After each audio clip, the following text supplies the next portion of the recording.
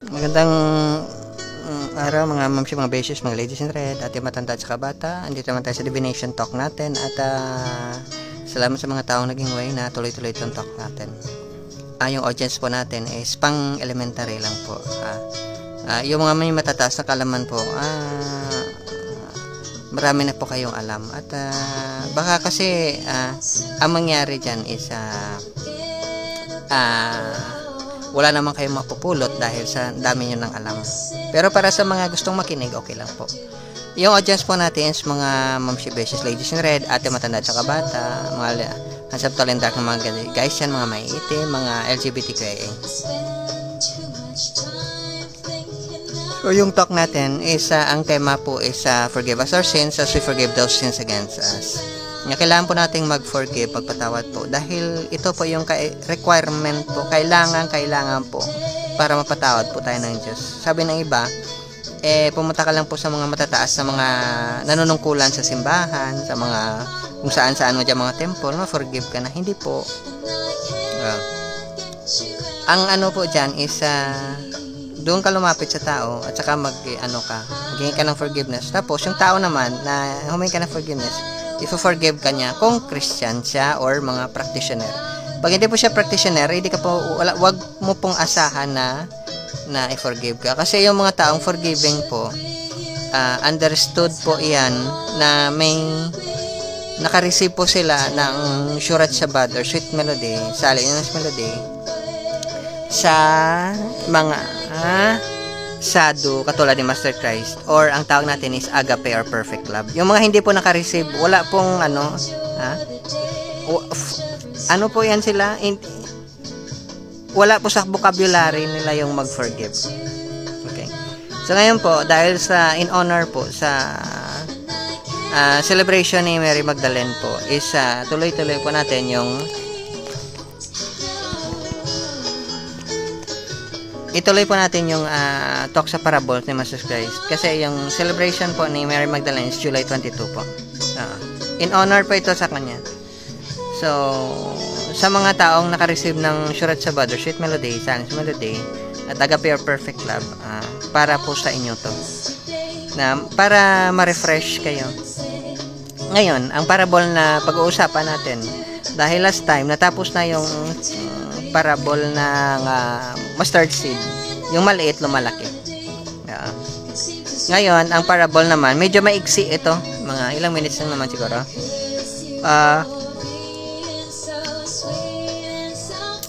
Parable of the yeast po ito, pampaalsa. Ngayon makikita po ito sa Matthew. So babasahin ko ito, maiksi, parang isang verse lang yata ito. Nagsalaysay siya sa kanila ng isa pang talinhaga, parable. Ang karyaan ng langit ay tulad sa pampaalsa na kinuha ng isang babae at inihalo sa 3 takal na harina hanggang na sa ang lahat ay malagyan ng pampaalsa. Okay. So, ganun po yan. Pampaalsa po ito. So, minsan, ginagamit itong papaalsa na parable, which actually hindi parable ito sa Old Testament. Yung pag-take ng iba na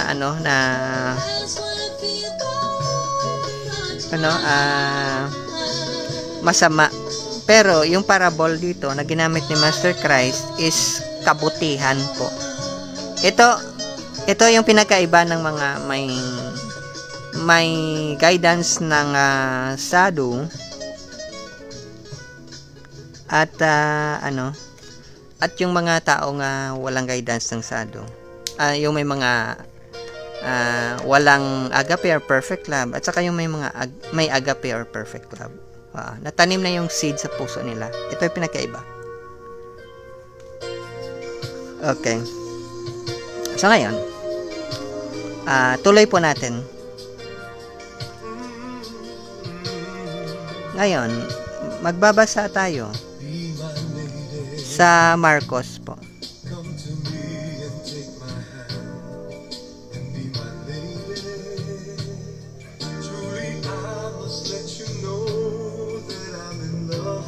At malibang paikliin ng Panginoon ang mga araw, walang taong makakaligtas. Ngunit dahil sa mga hinirang na kanyang pinili, pinaikli niya ang mga araw na yon. Okay, ano ibig sabihin nito?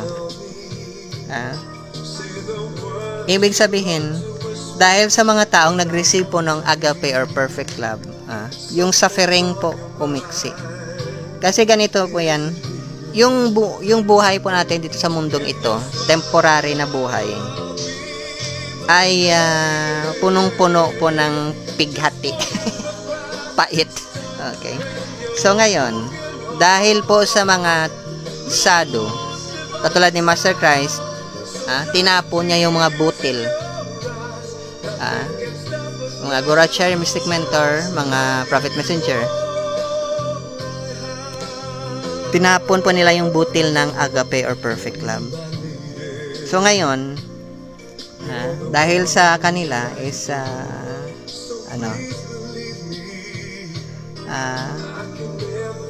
kung hindi dahil sa kanila, mawawala na ng pag-asa yung mga tao. Magiging victim mentality po yung tao. Magiging madilim yung tingin nila sa mundo.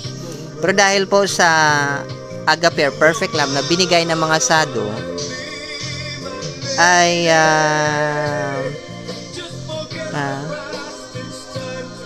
sila kasi yung mga pinili na makikita na ngayon ng mga tao yung pag-asa. Okay. Dahil sa evangel po yan, kaligayahan. Ito rin yung binasa natin ng naunang parable po. Okay. So ngayon, dagdagan natin yung kaalaman natin. Okay. Medyo maiksi lang po itong parable na to. So, ang nakasabi dito, ito ay tulad sa pampaalsa na kinuha ng isang babae at inihalo sa 3 takal na harina hanggang sa ito ay nahalo ang lahat ng pampaalsa.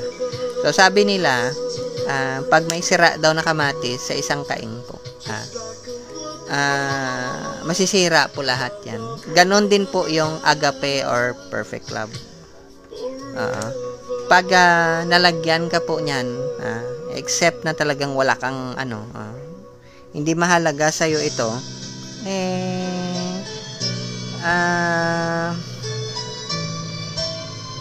mamamatay po ito. Pero dahil sa, kung ito'y iingatan mo, lalaki po ito, aalsa po. So, maging magandang klaseng tinapay. Kasi yung leaven po ito, medyo parang yung parang maasim yata yung nito, na yung lasa. Kasi yung mga unleavened bread na ginagamit sa yung Last Supper po, wala pong lasa yan. Unleavened. Yung mga yung leavened bread po, parang yan, yung parang kung familiar kayo sa paggagawa ng yogurt, parang ganyan po. Umaasim po yan, nag-iiba yung lasa niya. At saka doon malalagay yung mga ibang pampalasa. Kasi umaalsa po yan, lumalaki yung, kung lumalaki po yung tinapay. So maliit yung tinapay, parang piso. Lumaki, parang 5 times yata yung size niya. Alam niyo naman siguro yung pandesal. Parang ganun. So ganun po ito. May susi po ito dito. 3 takal po.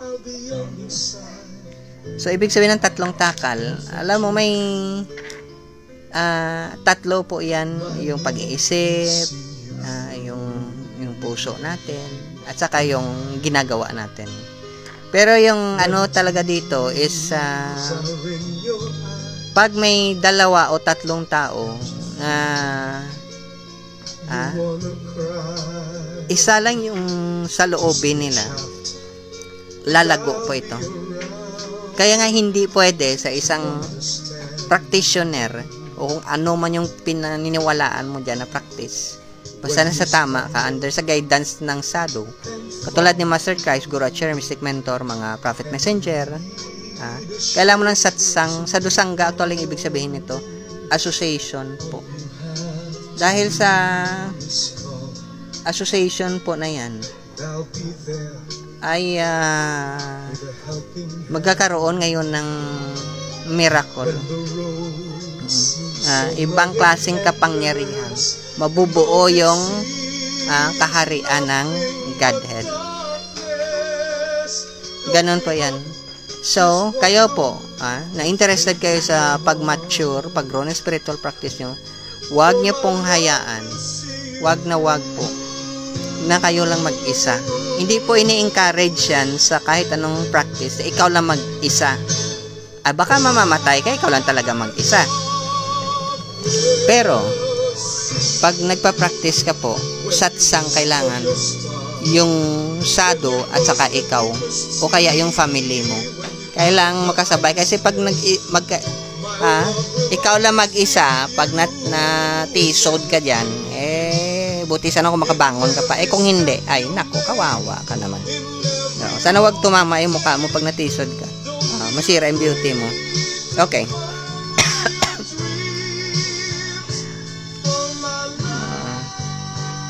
Ngayon, tingnan natin yung opinion ni Paul.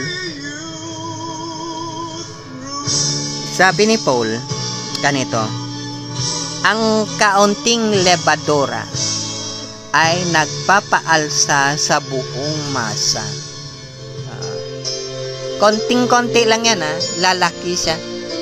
Para yung babae, pag nabuntis, konting-konti lang, lalaki. So, ganun po yan yung spiritual practice. Isang butil ng agape, yung pananampalataya tinatawag, lalaki po yan na parang puno sa spiritual world na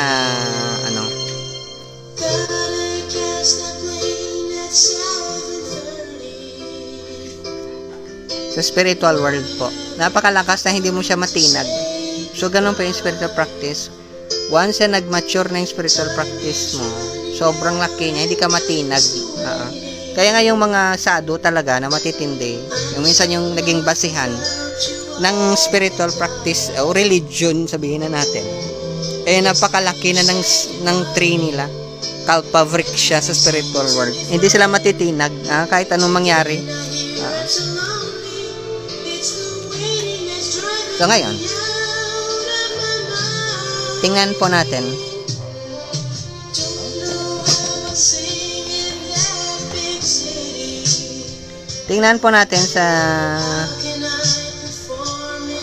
sa kasulatan ni Job kung may makuha tayo.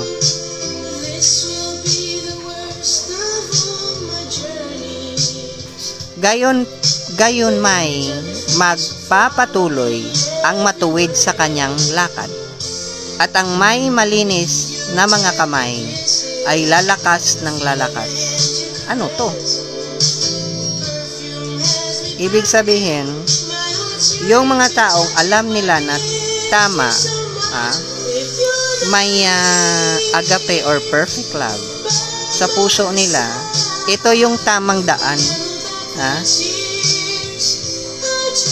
Magpapatuloy po yan sila. Kasi pag natikman mo na talaga yung agape or perfect love, hindi mo ito mabitaw-bitawan. Nakaka-addict kasi ito, yung agape or perfect love. Ngayon, ang gawa ng tao, kamay yung ginamit, minsan paa, ay lalakas ng lalakas. Ibig sabihin, katulad kay Master Christ, nung pinako siya, hindi mo matinag yung consciousness niya, pag-iisip niya. Ibig sabihin, perfect love lang yung alam niya. Wala na siyang ibang alam. Para siyang parang robot. Pero gano'n naman talaga yung agape. Yun lang yung nakikita niya.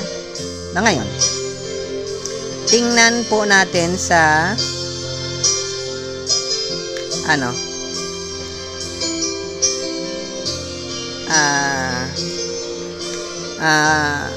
Proverbs po. Kung ano yung mapupulot natin sa Proverbs.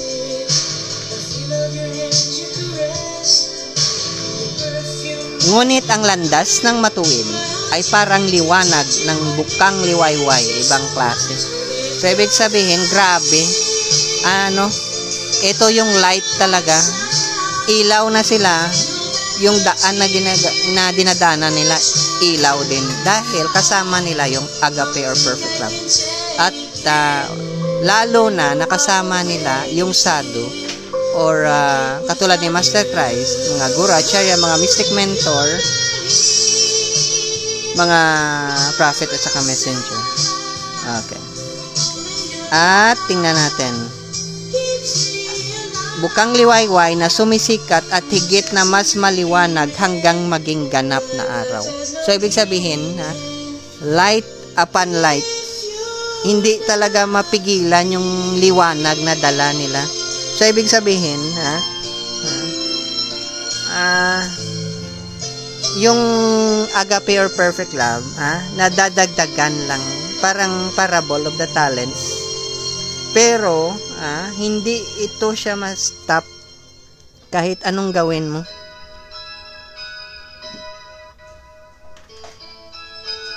Okay. So, ngayon, punta tayo dito sa... Okay, konti lang naman to. Tingnan naman natin ang sinabi ni Jose. Sabi ni Jose, at ating kilalanin, tayo'y magpatuloy upang makilala ang Panginoon, ang kanyang paglabas at kasintiyak ng bukang liwayway, at siya'y paparito sa atin na parang ulan, tulad ng ulan na tagsibol na dumidilig sa lupa. Sundin po natin o kilalanin natin yung agape or perfect love. Ito lang po yung kailangan nating gawin.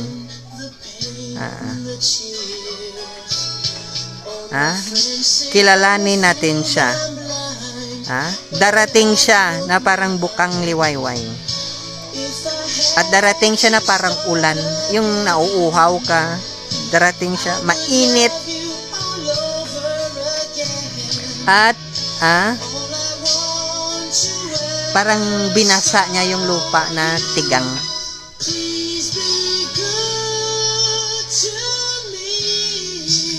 So, ganon po yung daan ng agape or perfect love. Kaya nga yung mga sadhu, kahit sa India, or kahit na mga nauna pa mga sadhu, talagang hindi natin ma-imagine bakit hindi nila mabitaw-bitawan. Maiwan-iwanan yung agape dahil ano po siya, yung parang, alam mo yung bisyo, yung umiinom ka, naninigarilyo ka, nagda-drugs ka. Habang tinitikman mo siya, lalong umaano. Kaya nga, sabi ng mga ibang mga sadhu, hindi mo lubos ma-describe yung bliss po, yung luwalhati, yung kaligayahan na andoon po sa Garden of Eden or sa Goloka, sa kingdom ni Krishna mismo or ng Godhead. Nakasama niya yung mga topmost devotees katulad ni Radha at saka yung mga gopis. Hindi mo ma-imagine po, walang description. Kaya minsan nakasabi dyan na yung mga is kahit mag-1 milyon pa yung bibig mo, hindi ka makontento sa pakikinig sa description ng story niya. So ngayon, balik tayo.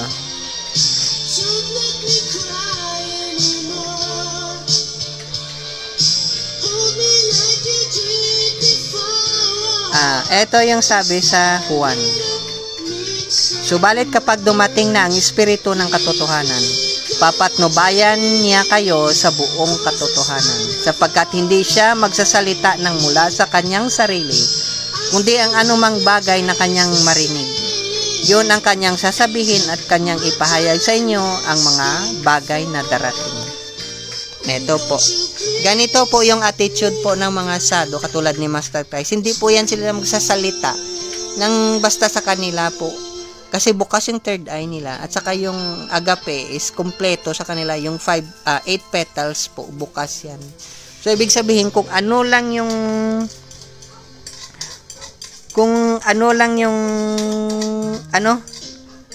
ang ano lang yung binigay sa kanila, anong narinig nila, ano yung nakita nila, yun lang po. Yun lang po yung sasabihin nila. Kaya nga pag kasama mo yung Rasika Bhaktas, topmost devotees, yung ginagawa po nila, yan po yung ginagawa ng mga topmost devotees sa Garden of Eden. Wala po silang ibang ginagawa. Ang katawan nila, kasama mo, pero yung mga actions nila, ano yan sa spiritual world? Hindi yan sila Kaya akala mo, parang ordinaryong tao sila, wala silang ginagawa. Wala silang trabaho. Minsan akala mo tamad. Yung iba dyan hindi masyadong mayaman. Yung iba dyan makasalanan sa mundo natin. Pero dahil may agape or perfect love sila, hindi mo ma-imagine at saka hindi mo lubhang maisip na yung action pala niya, yun pala yung action sa Garden of Eden or Goloka, sa kingdom ng Godhead. So, binibigyan ka ng chance ng sadhu para makita mo, dahil baguhan ka pa naman, kung ano talaga yung nangyayari sa spiritual world. Na-bless ka sana, kaya lang, alam mo naman, yung mga tao. Akala nila standard ng mundo yan. Hindi standard ng spiritual world yan. Oo. So, magkakasala ka ngayon, magkaka-offense ka kasi akala mo yung ginagawa. Kaya nga, agape lang. Yung mga ritual ceremonies na yan, secondary yan. Pag tinanggal mo yan, hindi mawawala yung agape or perfect love. Pero pag yung agape or perfect love, nawala, walang kwenta yung mga rituals, mga ceremonies na yan. Tingnan natin itong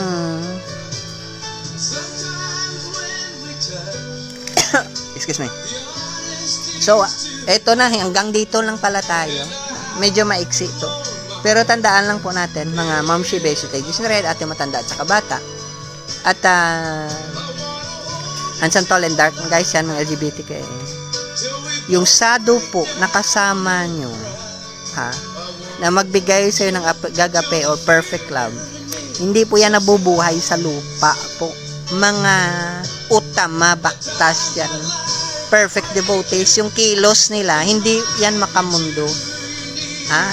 Yung mata nila, nakikita nila yung Godhead. Si Radha at si Krishna, nakikita nila nag-action, nagte-take part yan sila. Kung titingnan mo, parang ordinary.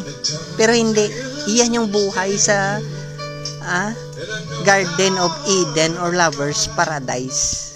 Kaya nga, hindi sila mag-grasp ng ibang tao. Kasi akala nila, parang ordinary lang yung ginagawa niya. May physical body siya. Yung hindi nila alam, ano yan, reflection yun ng action sa spiritual world. Kaya nga offensive yung ibang tao. Kaya nga, ay nako, ewan ko lang. So maging maingat lang tayo. Huwag nating i-offend yung mga sadhu, katulad ni Master Kai, Guru Acharya, mga mystic mentor. Kasi yung bawat yapak ng paa nila, yung touch ng kamay nila, gamit yan nila yung spiritual bodies nila or satswaruk na form. Tinatouch nila si Krishna. Nag-a-assist sila sa mga gopis, nag-a-assist sila kay Radharani, nag-a-assist sila kay Master Christ, nag-a-assist sila kay Mary Magdalene sa pag-carry ng mga fallen souls sa Garden of Eden or Kingdom ni God. Kaya nga maging thankful tayo dahil sa kanila. So anyway, thank you sa time nyo at I hope so may napulot kayo sa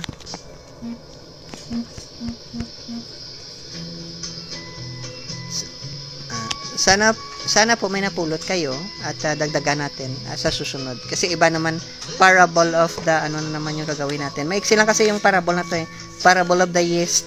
Yung kasunod is parable of the hidden treasure. So, salamat po sa time nyo at sana mabuti na tayo. Thank you. Bye-bye.